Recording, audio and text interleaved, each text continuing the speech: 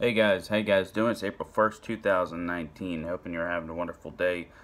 A blessed day indeed. A couple things I wanted to go over. I think it's been about 24 hours since my last update, and there's a lot to talk about, okay? There's a lot to talk about indeed. Alright, let's talk about first India-Pakistan, because there has been ceasefire violations. And you're thinking, okay, well, that happens, right, man? That's a pretty common occurrence, and that's true. You'd be correct.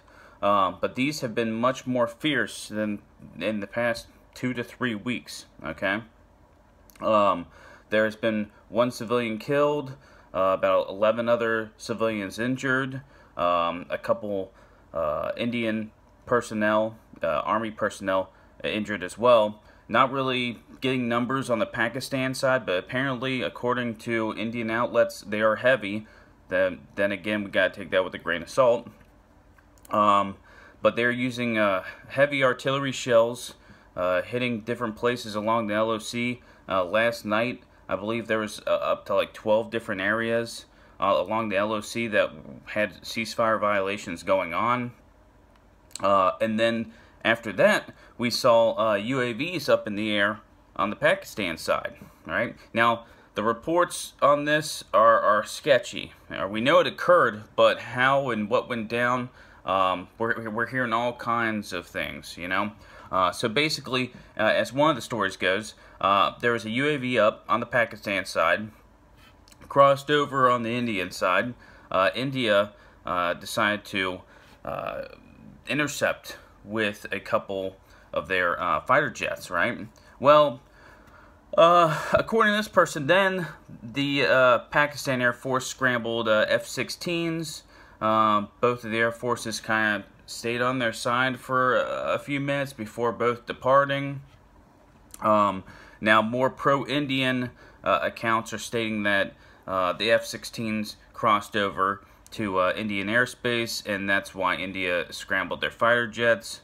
At the end of the day, doesn't change the fact that we had a very close encounter between two air forces. All right, and the reason why that matters so much is because back February 27th, we had that air dogfight happen, where a total of 3 different fighter jets went down. So things are definitely heating up. And I know it seems like they're calming down, or it seemed like they were calming down, and I still believe and hope that things do calm down. I mean, hell, 4 minutes ago, we're getting fresh reports of more ceasefire violations happening along the LOC. Now, if you just hear of a ceasefire violation, yeah, that stuff happens. It's pretty common. You have to look at, the size of the shell, the size of the artillery shells that they are using, Very serious situation. Apparently, both militaries building up on the border even more so. Not just along the LOC, but the international border. So that's something we have to continue to watch. Very, very serious situation. Let's talk about good old Israel-Gaza, right? It seemed like that there was a ceasefire that came to fruition between Israel and Hamas, mediated by Egypt, right? Now, a lot of Israelis, especially southern Israelis that live on the border with Gaza, are not happy with Benjamin Netanyahu. They are not happy with him whatsoever. And it'd be hard to see him win this coming up next election in Israel, because Israel's giving up so many concessions, that it's insane. It doesn't make any sense to me. But what we're seeing right now is there's different factions within Gaza who seem to be wanting to sabotage this ceasefire that was mediated by Egypt. All right. There are reports that Iran has given the green light to these factions inside Gaza to start hitting Israel with different forms of small arms and mortars. All right. Now we have to see if this actually occurs, if this report is correct, if there are different factions within Gaza who do not want a ceasefire with Israel, even though it's heavily favored in their way. heavily favored in their way.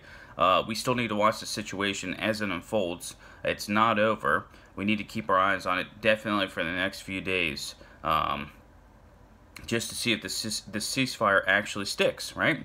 And then the last thing I want to talk about is North Korea. All right, North Korea. We have South Korean officials officially coming out and stating that they are expecting a North Korea missile launch imminently, and we knew this was coming. We knew this was coming because of all the evidence to point towards it, right? They started to rebuild their launch pad. We saw transport vehicles heading to missile facilities in North Korea. The Cobra Ball is in Japan, and that was a huge thing, all right? And when we start seeing that Cobra Ball flying over South Korea, that's when we really have to keep our eyes on, because a missile test could be extremely imminent at that point. But we are hearing from South Korean officials that a North Korean missile launch could happen at any moment. All right, that their launch pad is done, they're in place, they are ready to go, that they're keeping their eyes on the situation. So, I mean, at this point, it's just a wait-and-see type of game, Trying to see if there's anything else I missed out on the day. I'm sure there is. Man, like I said, being on third shift really kills you. I'm not seeing anything that's really doing me any favors here. Guys, as more information comes out, I'll let you guys know. We'll discuss it, alright? I will be watching this Pakistan-India situation for fresh ceasefire violations, North Korea, of course, and of course, to see if we see any factions within Gaza try to end this ceasefire that was mediated by Egypt, alright? As more information about it comes out, I'll let you guys know. We'll discuss it, alright? Grab a beer, say a few prayers, and as always, keep your eyes to the skies. God bless.